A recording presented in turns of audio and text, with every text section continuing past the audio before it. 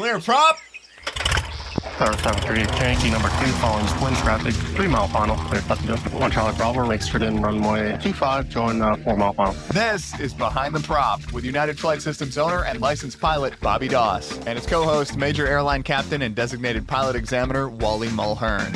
Now let's go Behind the Prop. What's up, Wally? Hey, Bobby, how are you? I am fantastic as always. Something that we deal with regularly are the differences in the debate between Part 61 and Part 141. Tonight is all about busting the myths and debunking the mysteries, which we try to do in an early episode, Wally. It was episode 20. We went through a lot of details around Part 61 and Part 141.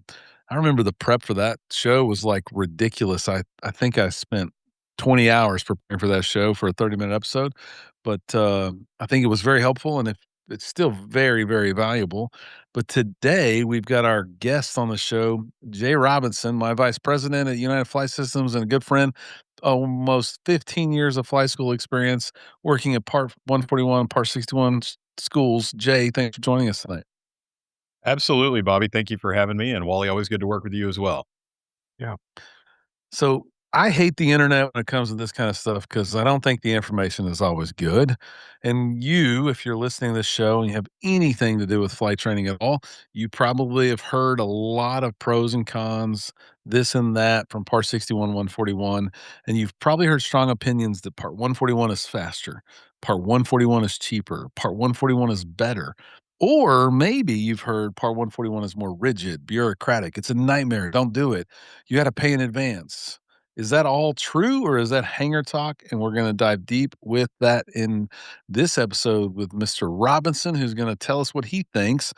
Jay, you've worked at a bunch of different schools and primarily 2 really big flight schools in Houston, Texas. What is your feeling around Part 141 versus Part 61? And is the internet actually correct? I think the core of 141 and 61, I think we hear a lot of things about why one or the other is better. What really matters at the end of the day is what's better for that individual student in their individual situation. And I think some of the questions that we've got lined up tonight will dive into that. But I'd say the short version of the answer to that is it depends. It does depend. And today's goal is not to sell you on one idea or another. The school that Jay and I both work for is a Part 141 flight school, but we do a large majority of our training Part 61. And I think our philosophy between Jay and Bobby is we're going to do what's best for the student. And there's many caveats. If you go back and listen to episode 20, you'll understand why there's some benefits to a Part 61 student for private. Why I think the resounding feedback is that instrument Part 141 is the best for the student. And then commercial is just going to really depend on a lot of things. But today we really want to clear up misconceptions and help students make a better, more informed decision before you get started. We had I don't know how many people you had last weekend, Jay, at the orientation, but we host these orientations and there's people are coming in from all variations of interest and history with aviation or flight training.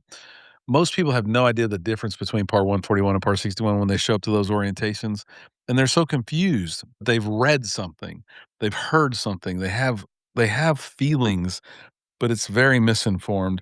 Today we're going to break all that structure versus reality down in this part 1 of misconceptions with Part 141 training. Is it really better than Part 61? So what do you think, Jay? So ultimately, I think, if we say the first statement that we hear from a lot of people is that just flat out Part 141 training is better than Part 61 training.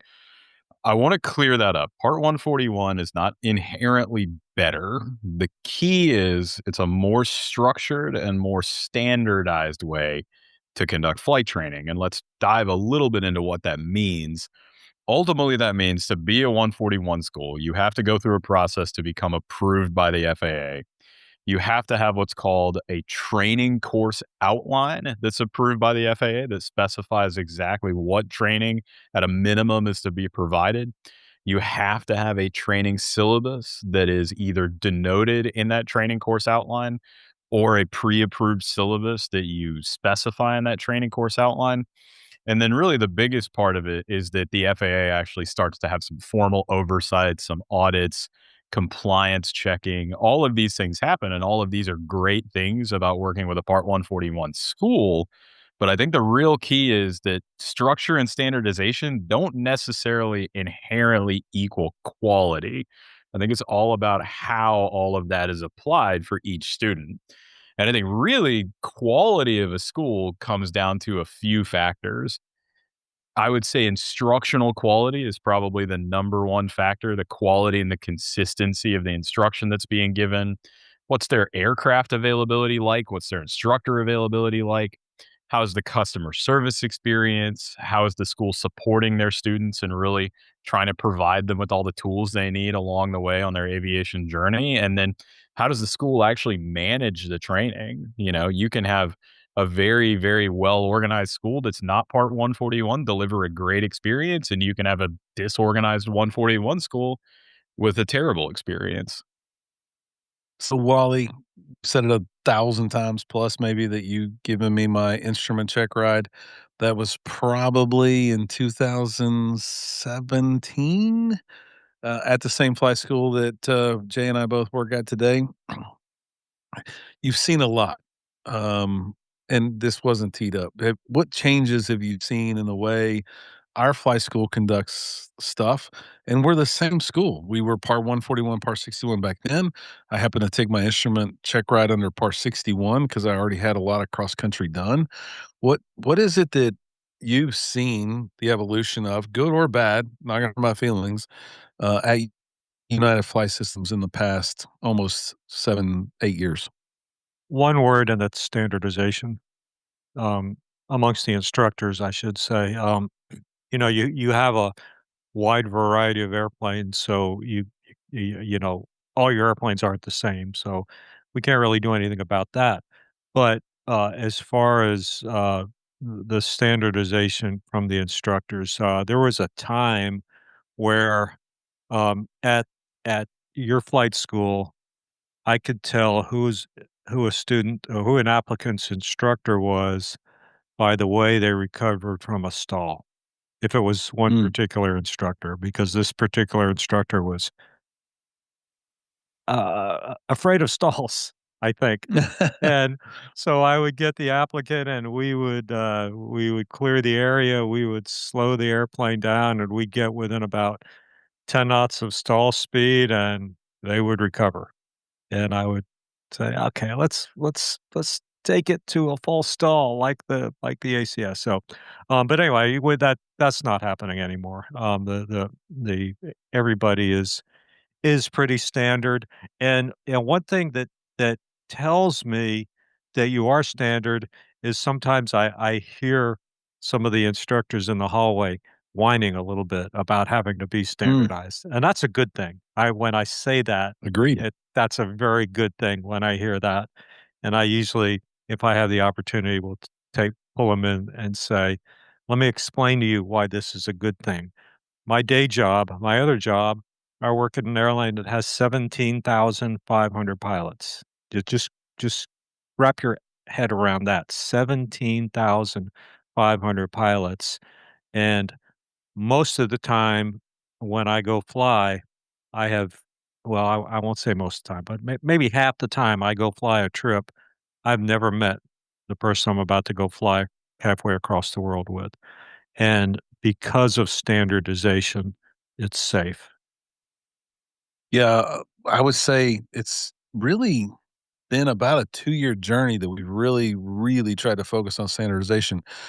And my question is, you do Part 141 check rides with us, you do Part 61 check rides. Is the standardization for either of those check rides any different? No, no, from an examiner standpoint, there are just some very minor things that we do differently. We don't if it's a Part 141 student, one of the documents we're required to see is the graduation certificate, and it has to be within 60 days. And if we see that, we basically don't have to do the logbook audit.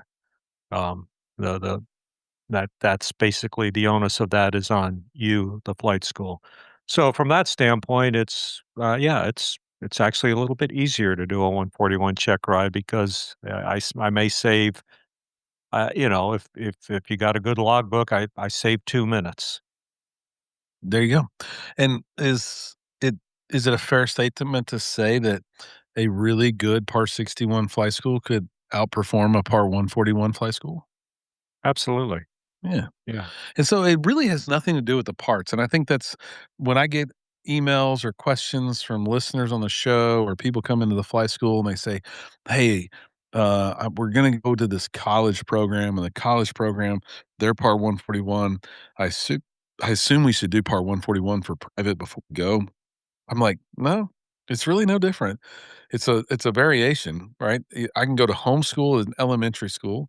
I can go to Part 61 for my junior high school, and I can go to Part 141 for my high school. Each rating is that as an example, each rating can be a different type of part, based on the regulations, and I do think it's all up to the school, how they operate, how they work, and are they standard in the ways they do things. So the second misconception is that it's faster to be a Part 141 flight school. I am a sales and marketing guy prior to owning a flight school. This is a marketing statement by people's websites where those schools want to hook you in that faster equals cheaper. I don't think those 2 things apply. Jay, you've worked at both. Is it always faster to train Part 141? Absolutely not. And I think a lot of the misconception around that comes from kind of the providers of a lot of those programs versus it inherently being any faster. I mean, I think where a lot of this comes from, where the ability to put down on paper that a 141 program is faster, is that yes, Part 141 absolutely has lower hour minimums, but the reality is the minimum is not the average. I mean, again, Wally, we asked this: is your 141 check ride any easier or harder than your Part 61 check ride for any given certificate or rating?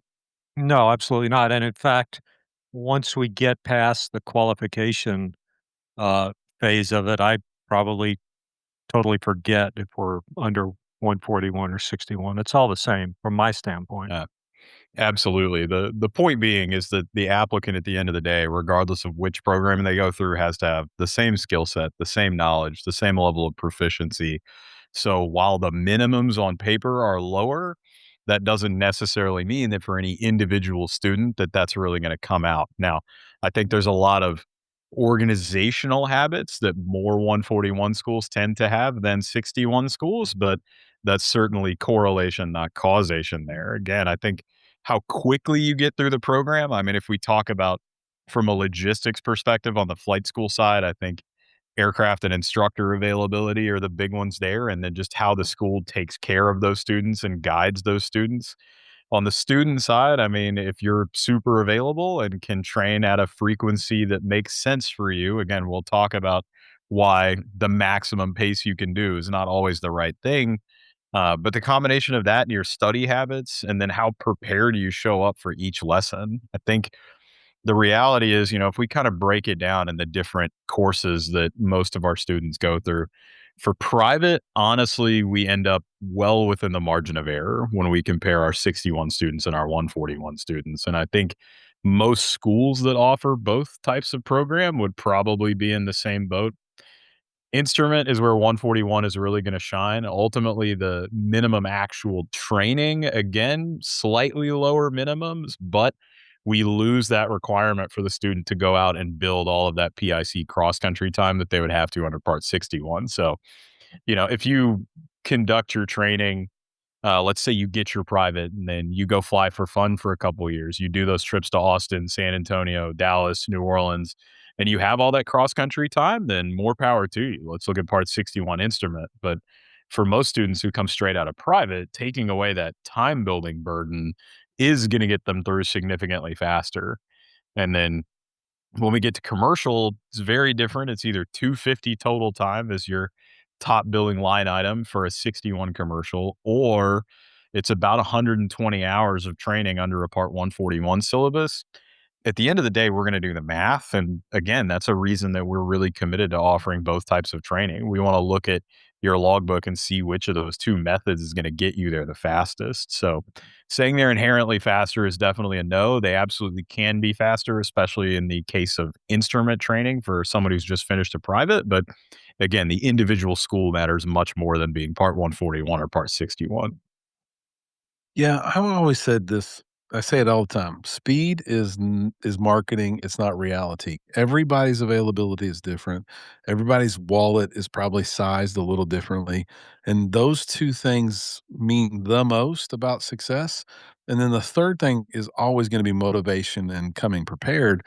And if you can't do all three of those things, it doesn't matter if you train Part 61 or 141. It's going to take a long time for you to be successful. And the only people that I see finishing really faster, if that's the word we're gonna use, is a Part 141 student who trains at a well-structured Part 141 flight school, who gets someone with a lot of availability, who comes prepared every day through that rating, and then takes their check ride. Everything else is really just paperwork and marketing as far as I'm concerned. I don't even know if UFS would be a Part 141 flight school if the previous owner wouldn't have done it. It's a lot of time and effort and money. Jay and I, as executives at our company, still spend a ton of time working with the FAA to stay approved. Is it a great benefit? Yes. I think every student should feel comfortable at a Part 141 flight school. Doesn't mean you should feel uncomfortable at a Part 61 flight school, but a Part 141 flight school that's regulated and approved by the FAA, you know there's some inspections and there's some other things happening at that flight school that aren't happening as a requirement at those Part 61 flight schools. Misconception number 3, does Part 141 mean more red tape and less flexibility? Jay, go ahead. Yeah, absolutely. So that's another one I hear a lot. I hear the common misconception that, oh, training under Part 141 is so much more work. There's so much more that we have to do. There's so many more compliance tasks. There is more documentation. I mean, there's no question there, but that documentation is really, in terms of how it impacts you as a student, has a lot more to do with how that documentation is handled. Ultimately, as a Part 141 student at our flight school, the only real difference you're going to feel in terms of kind of having to go through some red tape and deal with some additional documentation requirements is when you and your instructor complete a lesson and they log that lesson into the system. You have to sign it with a 4-digit PIN that you create in our training system. And then, as Wally mentioned earlier, talking about the check rides at the very end of your training, we have to generate a graduation certificate for you based on our Part 141 approval.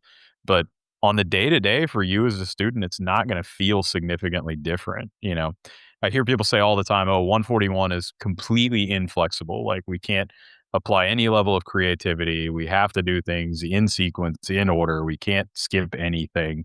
And while I'll say that you can't skip anything, again, I think that's a little bit of an overstatement. Like, even if you go and look, letter of the law by the syllabus that we use, it says it's recommended that we do all the training scenarios in order. But if you get approval from a chief or assistant chief instructor, you can complete scenarios out of order or out of phase. Now, you can't have somebody start doing solo flights out of phase. That wouldn't make any sense. But there is some level of flexibility. We just have a little bit more of a burden of doing things by the book.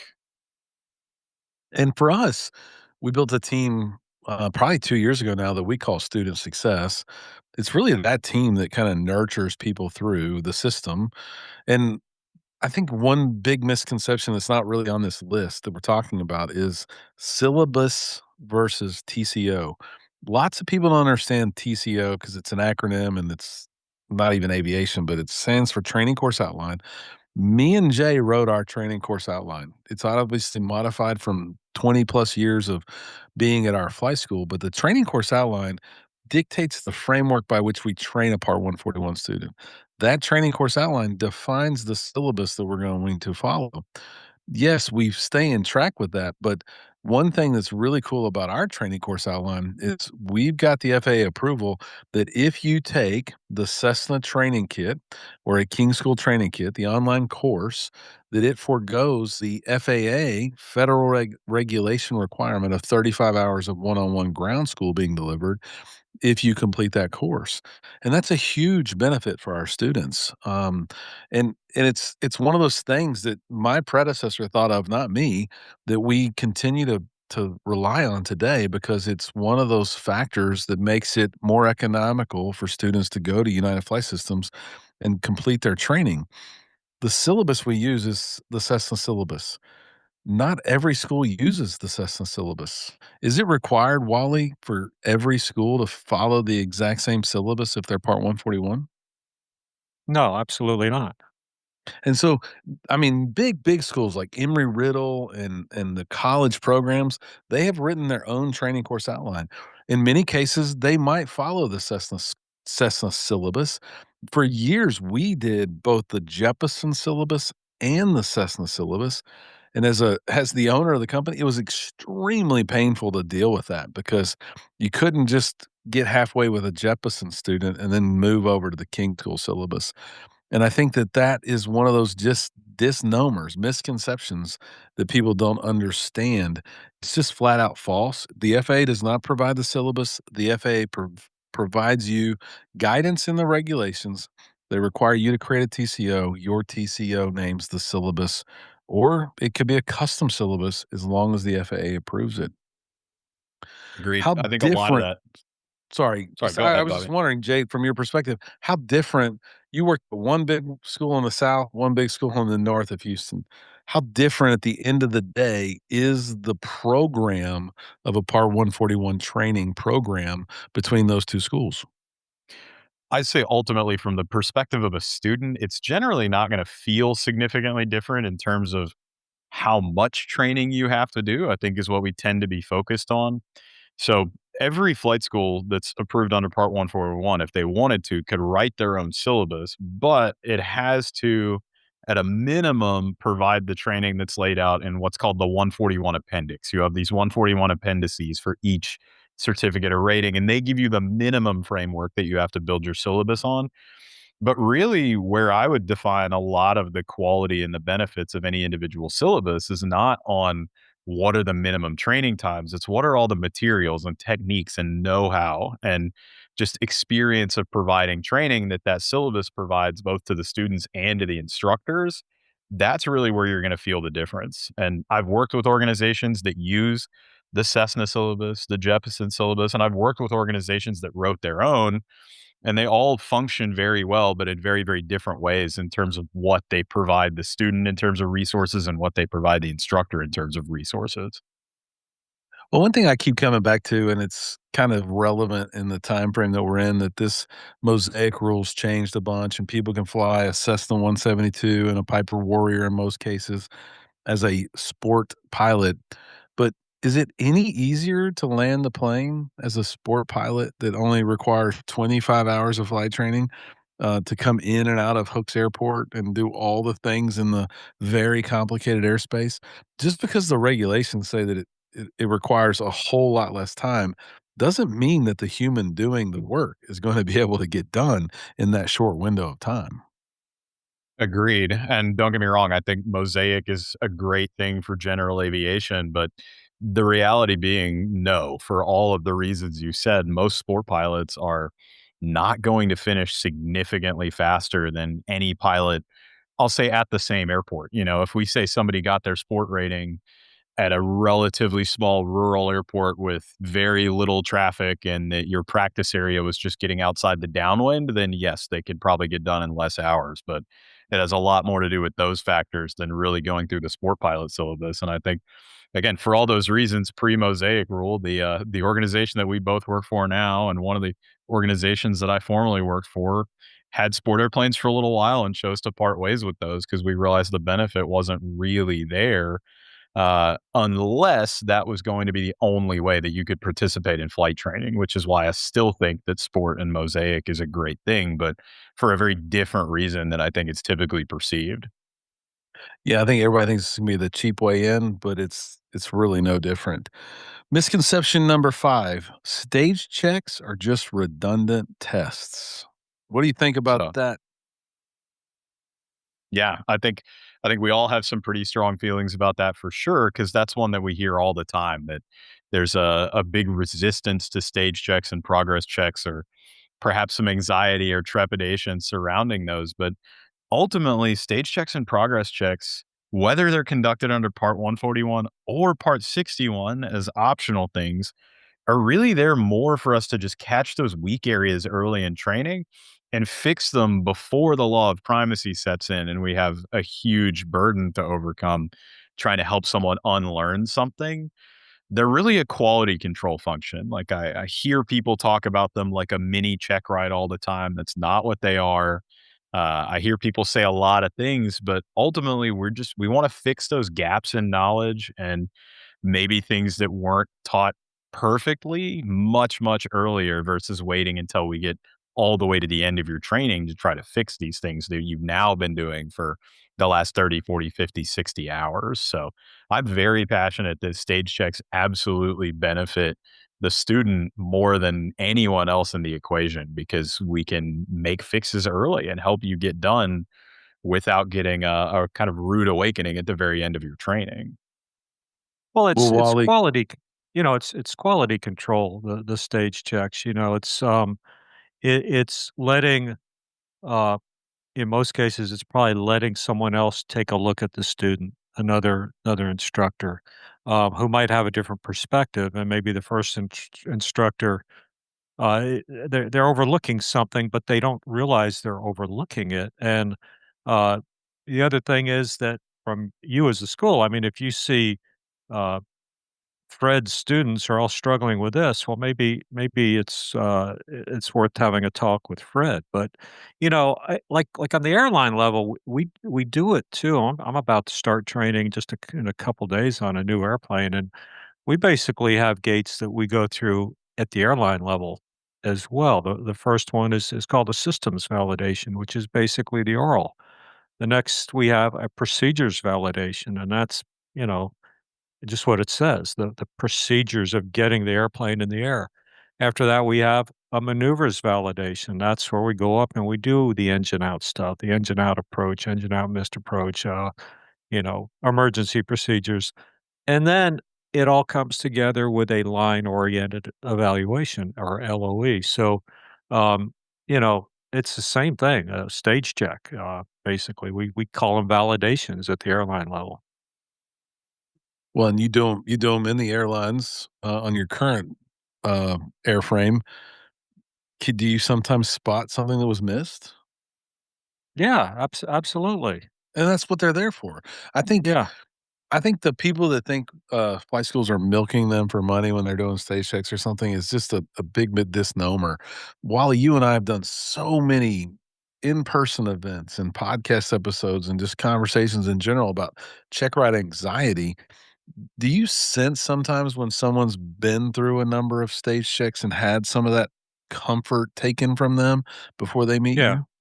Yeah, Yeah. absolutely, and you can tell the difference. Yeah, I just came up with this idea. I'm thinking about a car being built going down the assembly line.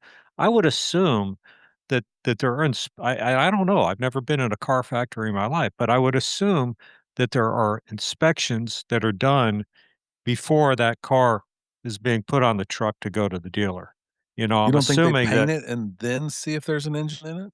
Right, exactly. Okay, we kinda got the frame put together. Well, let's check and make sure all the bolts are tightened. All right, now we put the transmission in. I don't know, but it would make sense that there are inspections done.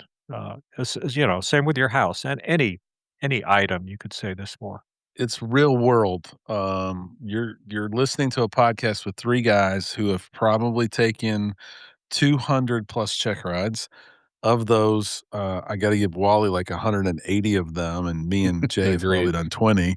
But out of those 200 check rides, there becomes a little bit of familiarity, but we're still all nervous. My last Yeah. check ride was about a year ago.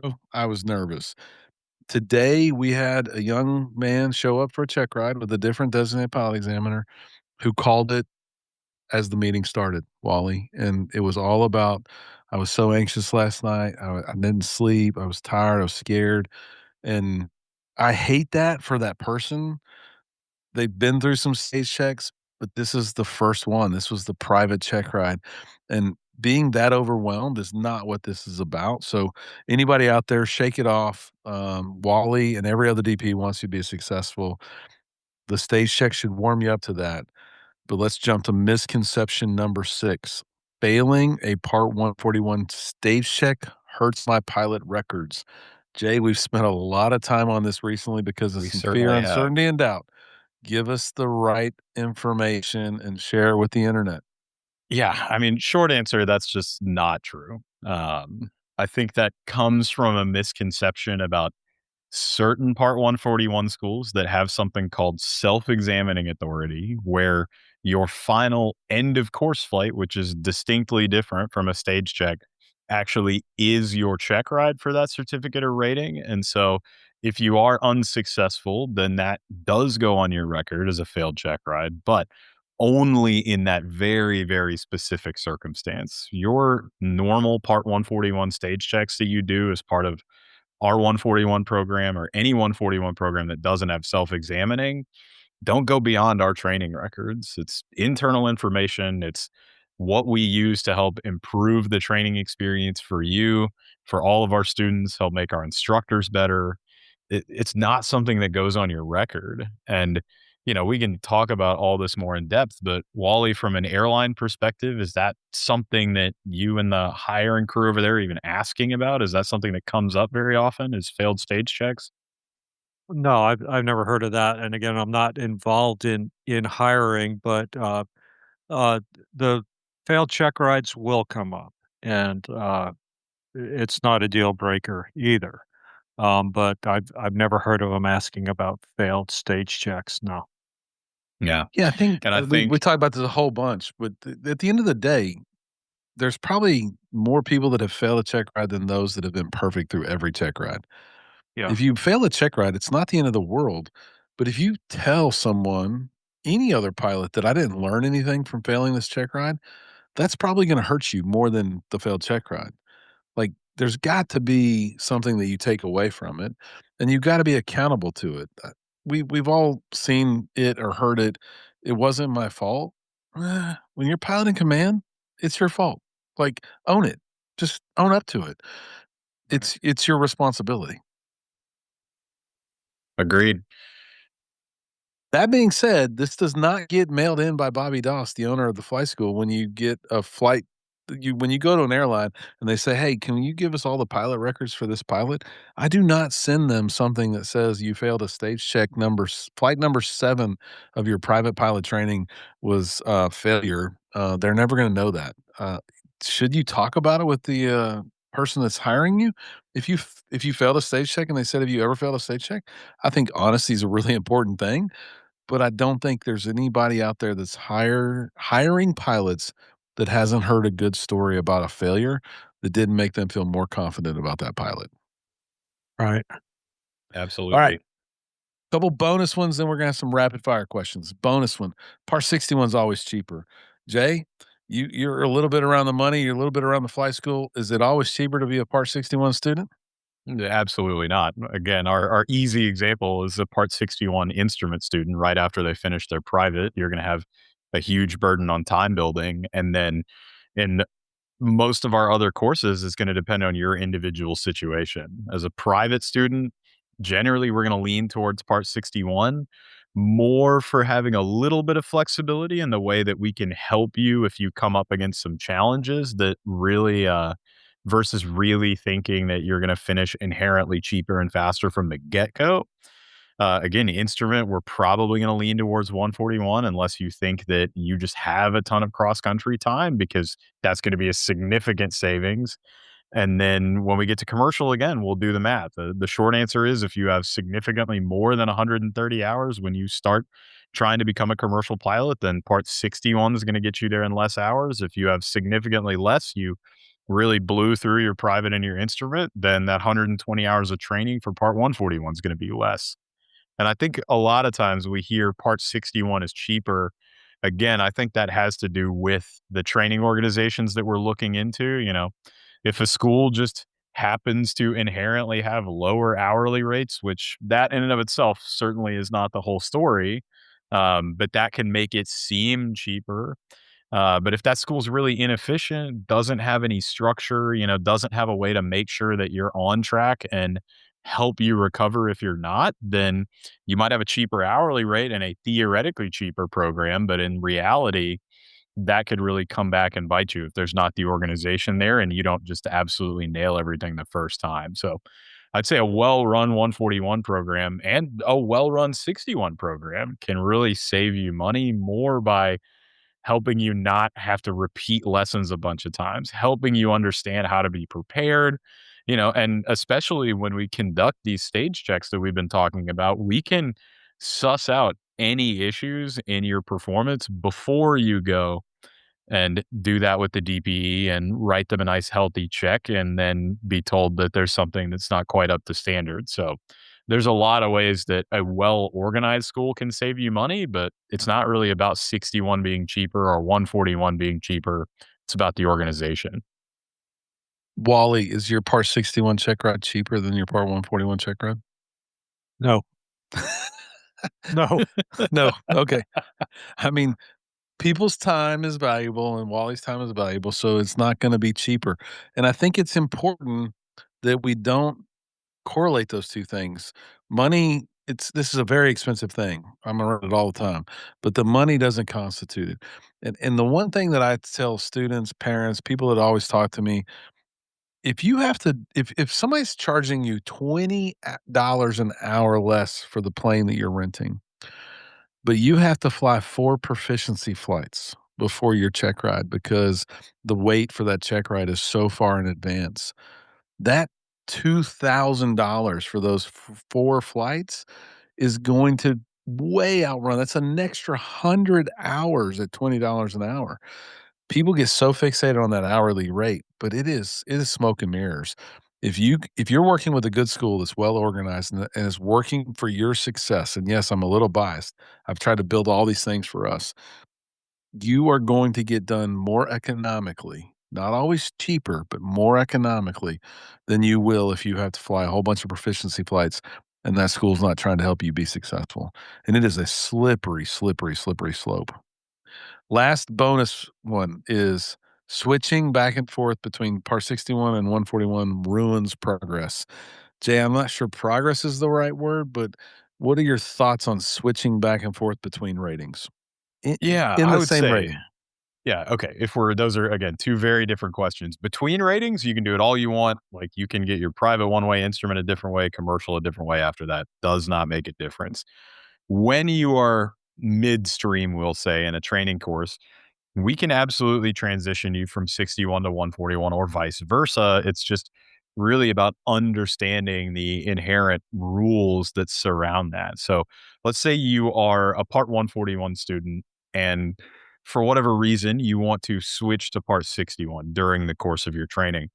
Well, all of your 141 hours count 100% towards meeting the 61 minimum. So you don't lose any training, quote unquote, but you are now subject to the Part 61 minimum. So if you're a private pilot, it's not really going to feel that much different. There's theoretically a little bit more solo time you have to do, a little bit more total time you have to do, another few different things. But again, you're not losing any hours.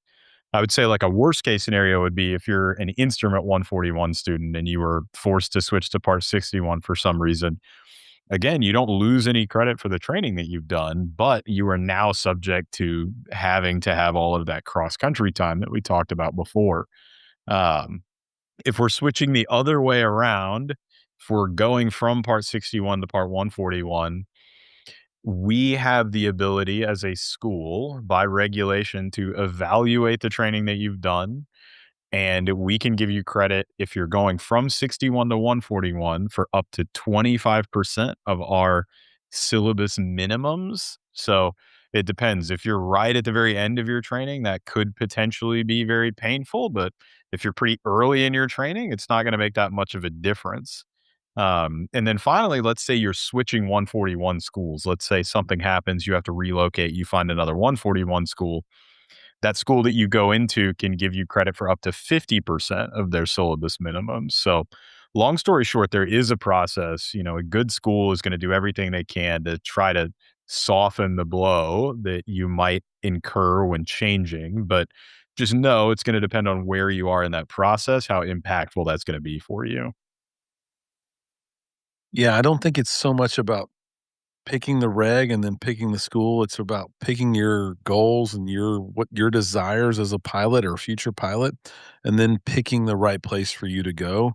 If the school's well run, whether they're Part 61 or 141, you should have a very similar experience. And I pride myself on how hard we've worked to make our Part 61 school and Part 141 school feel very similar.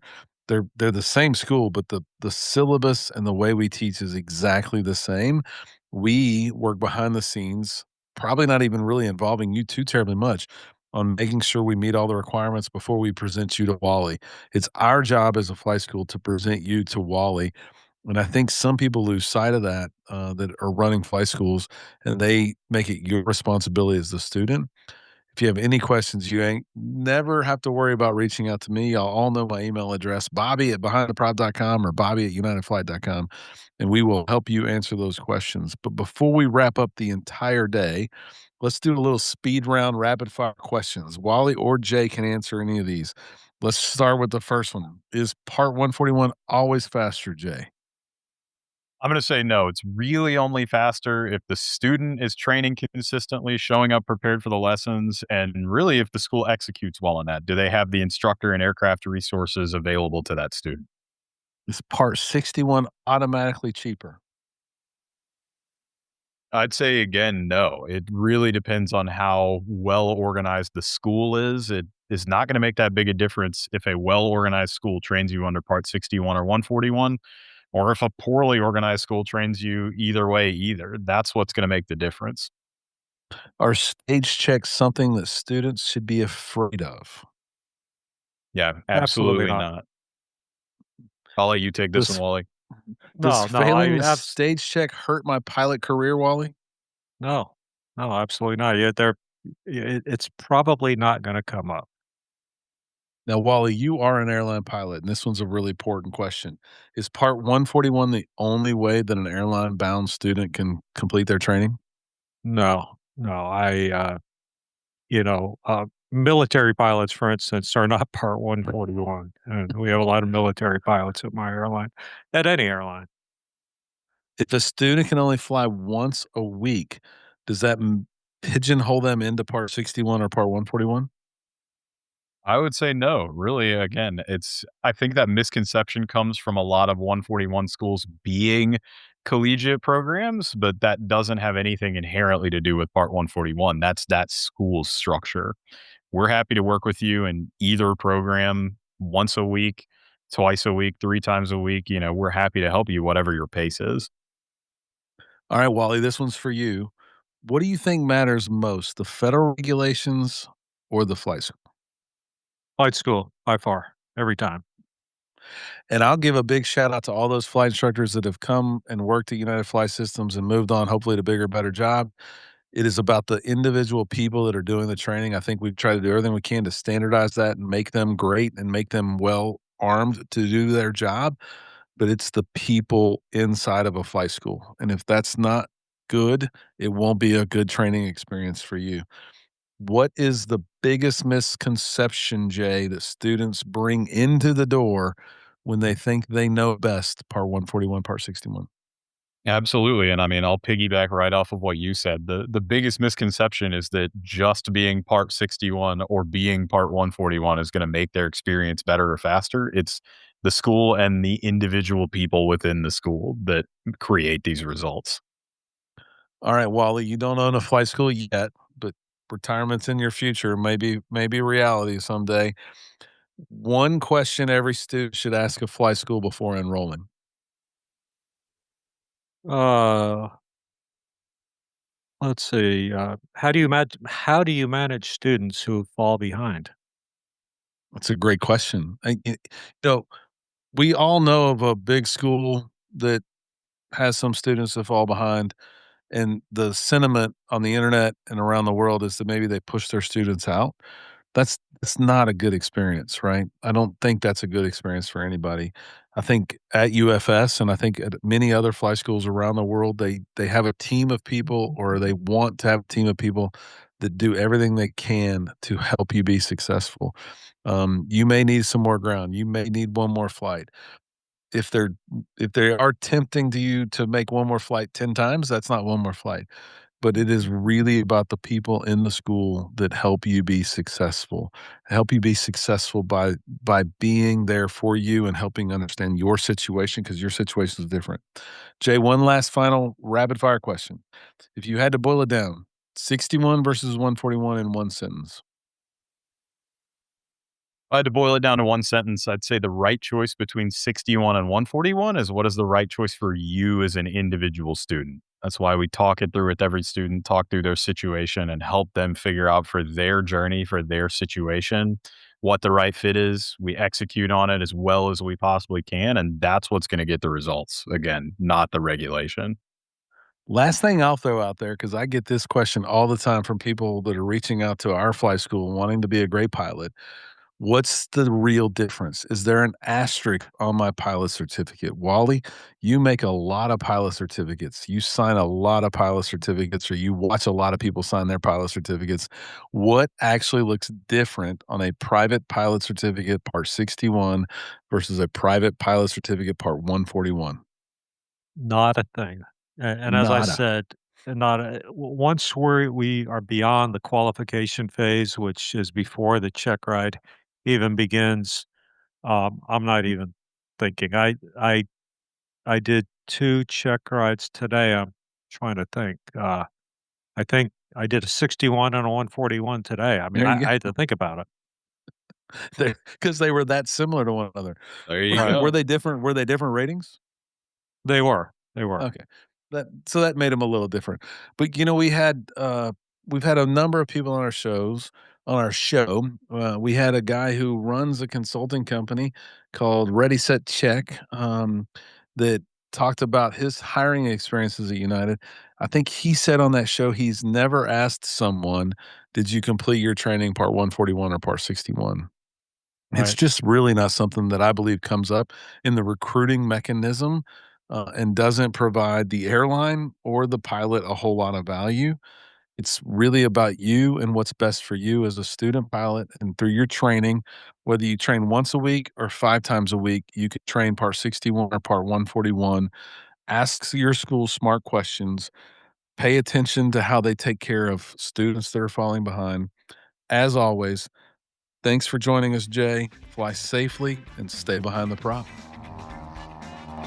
Thanks for checking out the Behind the Prop podcast. Be sure to click subscribe and check us out online at BehindTheProp.com. Behind the Prop is recorded in Houston, Texas. Creator and host is Bobby Doss. Co-host is Wally Mulhern. The show is for entertainment purposes only and is not meant to replace actual flight instruction.